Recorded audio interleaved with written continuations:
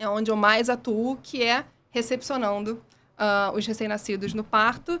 Mas também, hoje em dia, consigo dizer para vocês que meu trabalho, às vezes, começa até um pouquinho antes da sala de parto, conhecendo as famílias no que a gente chama hoje de consulta de pré-natal pediátrica, que é super nova no mercado.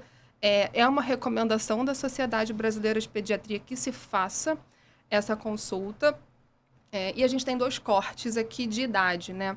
Quando a gente vai medir o tempo de gestação da mulher, a gente tem gestação de risco, gestação de baixo risco.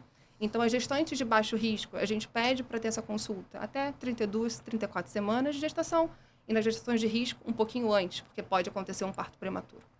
E aí, nessa consulta, a gente vai conversar sobre os riscos do bebê, como que é feita a recepção, explicar um pouquinho de reanimação, o que acontece se precisar reanimar o bebê, se precisar de uma UTI, o que vai fazer na UTI. Então, essa consulta de pré-natal hoje já é indicada pela sociedade e os obstetras já estão encaminhando para os seus pediatras essa consulta. E também acontece muito hoje em dia, pela facilidade da internet, de eu conhecer algumas famílias que eu não vou estar no parto, mas eu já introduzo esse assunto e as famílias voltam, às vezes, no pós-parto comigo, tendo parto com uma outra equipe, mas já conhecem um pouco do cenário do parto, já voltam no pós-parto sabendo, olha, lembra que você falou comigo sobre esse assunto? Olha, precisou, fiquei mais tranquila, que eu já sabia como é que ia acontecer, cobrei os resultados dos exames certos. Então, hoje, é uma consulta que entrou no dia a dia do pediatra antes do bebê, de fato, se apresentar para o pediatra. Muito legal. Mas essa consulta, sim, se eu tiver filhos e tal, quando que seria o período ideal, a semana ideal da gravidez para poder procurar um pediatra e ter esse tipo de acompanhamento, ter essas informações? A gente sempre pede para ir no começo do 3º trimestre, que é ali por volta de 32, 34 semanas, se a gravidez da mulher for de risco habitual, que a gente fala. Não tenho uma diabetes gestacional, minha pressão tá boa, é um bebê só. Mas se tiver mais de um bebê ou outras intercorrências na gravidez, a gente pede para vir um pouquinho antes, com 30, 28 semanas, para a gente conversar. Porque se for ter um parto prematuro, se acontecer um parto prematuro, a mãe já está ciente, já conversou com o pediatra antes, já se preparou um pouquinho a mais para aquele evento. Isso é interessante que você falou, porque isso acontece muito, né? A gente estava até conversando antes. Às vezes a gente entra na faculdade com uma ideia pré-concebida de especialidade, de área de atuação que a gente quer seguir, e às vezes nem sabe direito como que é aquilo na prática, né? Tem uma visão, às vezes, romantizada, que vê só em filme, em série de TV, em rede social, ou conhece um médico que fala um pouquinho, mas o dia a dia você não conhece tanto. E durante a faculdade, principalmente no internato, né? Que para quem não sabe, são os 2 anos finais, é a parte prática, né? Vamos dizer assim, é o estágio pré você formar, né?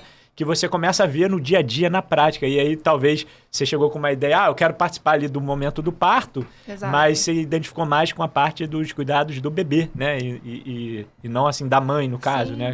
Da obstetrícia. E o que acontece também com a gente aqui no Brasil é que a gente tem a visão de série, de programa de televisão lá de fora, né? E a gente trabalha no SUS, a gente trabalha em um outro cenário. Então, por mais que seja, você acerte a sua especialidade, esquece aquilo que você viu na televisão, aquilo ali é falso, por mais que seja programa do dia a dia, programa que mostra a realidade, que igual eu via alguns de midwife, de parto na Inglaterra, realidade, mas é realidade de lá, não é realidade daqui. Então, a gente começa a pensar de uma outra forma quando a gente vê a realidade do Brasil e, graças a Deus, me encontrei e entendi que era ali um meio do caminho do parto, o lugar que eu queria estar, não necessariamente na assistência da mulher, mas também na sala de parto. Legal. E até aproveitando esse gancho, queria que você falasse um pouquinho aí para o pessoal quais são as principais atribuições do pediatra na sala de parto, como é que é essa assistência do recém-nascido, nos primeiros minutos ali de vida. O pessoal entender um pouco mais, que muita gente nem sabe, não viu ali o pediatra, né? E não sabe o que ele faz ali. Sim. Normalmente, quando a mulher engravida, a primeira coisa que ela tem na cabeça é preciso procurar o meu obstetra. Né? Cada vez mais, as mulheres estão ampliando um pouco esse conceito com preciso escolher a minha equipe. Eu preciso escolher quem vai estar comigo. Não só o obstetra, mas quem vai ser minha enfermeira obstétrica, quem vai ser minha doula, quem vai ser o pediatra que está na sala de parto. Então, ela começa a escolher a equipe. Né? Eu sempre converso nas consultas de pré-natal com as famílias o seguinte: que o papel do pediatra é chegar no hospital antes do bebê nascer, sempre que possível, eventualmente nasce no carro, acontece, mas chegar antes do bebê nascer e deixar tudo preparado para reanimação neonatal. Tudo é oxigênio funcionando, adrenalina diluída, tubo, laringoscópio, tudo testado para uma eventual necessidade. Porque a minha expectativa ali sempre é receber o bebê mal. Eu tenho que receber um bebê sem vida. Tem que estar com isso na minha cabeça. Eu não posso estar esperando receber um bebê que nasceu bem chorando rosinha. Porque se eu estiver sempre esperando isso, eu vou ser pega de calça riada. É verdade. Eu vou, entendeu? Eu sempre preciso estar esperando um bebê que eu vou precisar entubar. Se eu sempre esperar esse bebê, eu estou preparada para qualquer situação. E não é raro de acontecer. Precisar, às vezes, só de um pouquinho de oxigênio, de 2 ciclos de oxigênio, mas eu não posso esperar e vê para mim na outra sala se está funcionando, pega para mim na farmácia, porque nesse meio tempo o bebê está sofrendo. E sofrimento fetal, sofrimento do bebê, na verdade, é falta de oxigênio no cérebro. Isso faz lesão irreversível. Pode não dar lesão ali naquele momento, mas às vezes lá quando a criança é grande, 7, 8 anos de idade, você vai ver uma dificuldade de aprendizado, uma hiperatividade, um déficit de atenção. Você busca o histórico da criança, tem um sofrimento lá, um Apgar 4, 3, você fala, opa, aqui, ó, faltou oxigênio, talvez nessa área do cérebro. E hoje em dia, a UTI neonatal tenta reverter isso.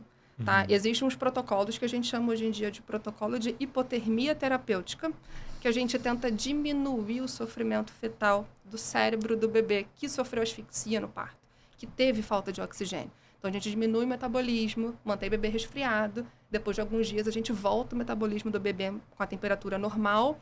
E a gente está vendo bons resultados com isso. Diminuição boa, assim, de bebês com sequelas permanentes de asfixia neonatal. E, Vanessa, por que isso costuma acontecer, assim? Bebê, você falou, você às vezes precisa estar preparado para reanimar, e aí, pelo que eu peguei, a maior causa de necessidade de reanimação é por hipóxia, né? Sim. Por deficiência de conseguir o oxigênio adequado para todo o organismo. E por que isso costuma acontecer? Tem algum fator de risco que a gente consegue já se preparar antes do parto? Como que funciona isso na prática? A gente tem que levar sempre desde o pré-natal. Um pré-natal bem feito, uma equipe bem estabelecida, menor necessidade de intervenção, né? Quanto mais intervenção a gente vai colocando no parto, a gente vai colocando risco em cima de risco para o bebê. Então, isso eu também converso no pré-natal, que quanto mais tarde a mãe, obviamente, que deseja parir, que quer ter um parto vaginal, quanto mais tarde ela internar, né, com parto já avançado, menos tempo dentro do hospital, é menos chance de analgesia, é menos chance de necessitar de medicação para acelerar as contrações. A gente sabe que o ambiente hospitalar é um ambiente que traz ansiedade para a mãe. Então, isso muda a fisiologia do parto. Às vezes, em casa, estava engrenando muito bem o parto, entrou no hospital, o parto dá uma caída. Então, internar o quanto antes. Às vezes, posicionamento do bebê errado na pelve. Às vezes, o cordão desce antes do bebê, faz um prolapso. É um motivo para a gente interromper imediatamente aquele trabalho de parto. Então, assim, depende muito da condição materna também e da assistência do parto. Precisa ter uma vigilância do coração do bebê muito forte, muito certinho nos horários que precisa ser visto para a gente não deixar passar. Tá? A gravidez e o parto, assim, são caixinhas de surpresa, mas a gente pode se preparar, sim, para um desfecho que não seja tão bom, desde que a equipe tem que estar alinhada, todo mundo tem que estar conversando do mesmo jeito e todo mundo tem que estar sabendo o que está acontecendo, né? Se a obstetra me olha já um pouquinho atravessado, ou então quando o bebê nasce, se eu já faço assim, já sabe que é para cortar, então a gente já consegue se comunicar no olhar, mas dá para evitar e dá para tentar prever o que vai acontecer. É só estar preparado sempre, dentro da medicina, acredito, para o pior cenário possível. Você tem que estar preparado, senão você vai ser pego de surpresa.